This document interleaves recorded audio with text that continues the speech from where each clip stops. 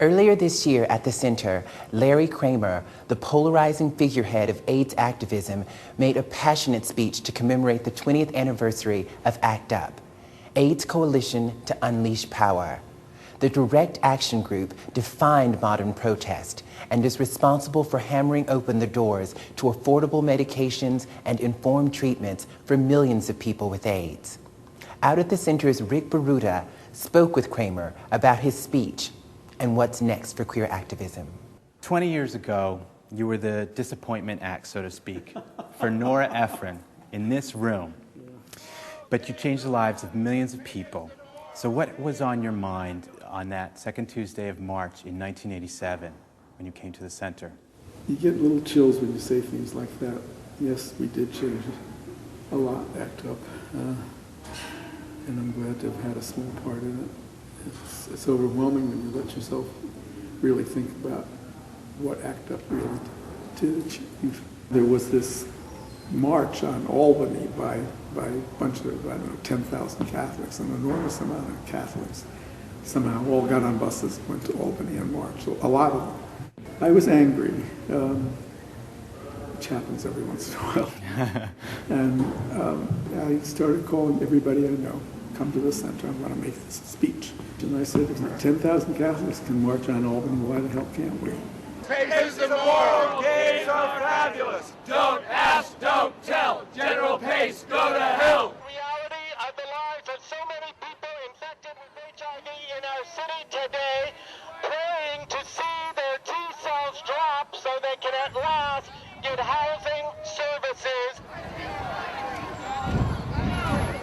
I'm hoping that the demo today, which was so successful, again, following the parallel of the first ACT UP meeting where we had a major demo so fast after the initial speech, and our speech here was only, 2 weeks ago, and here we're having a major demo. I hope that we have the energy to build on that. These are very precious days now as we attempt to piece it together.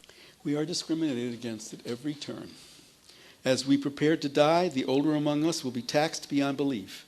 That prevents us leaving our estates to our lovers or to gay charities.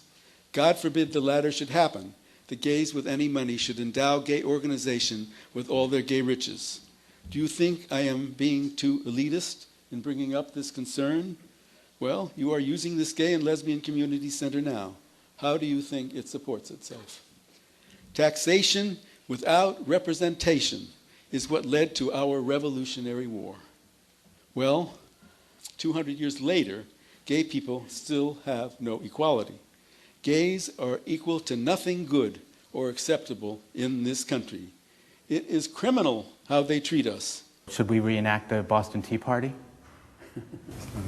Quote, in the age of the internet, we can do much of what we did in our meetings and on the streets, on the World Wide Web.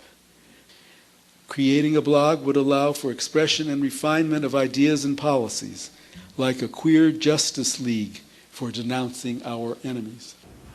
The thing about also the internet is, and in the 2 days that I was allowed myself to be connected to our first early conference, I must have had, 2,000 emails. I can't process that. This was a listserv you're talking about? Yeah.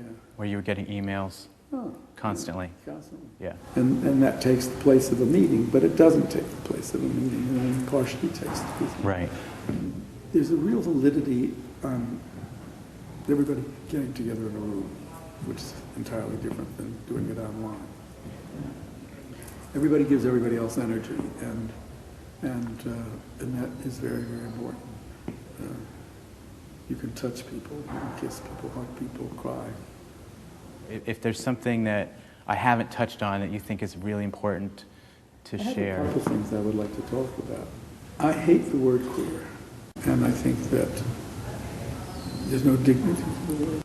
To the young people, to reconsider the use of it and to perhaps all unite under one word, gay, and fly with that. So lesbigator doesn't work for you? I have to do that. Okay. I like the Tea Party idea better.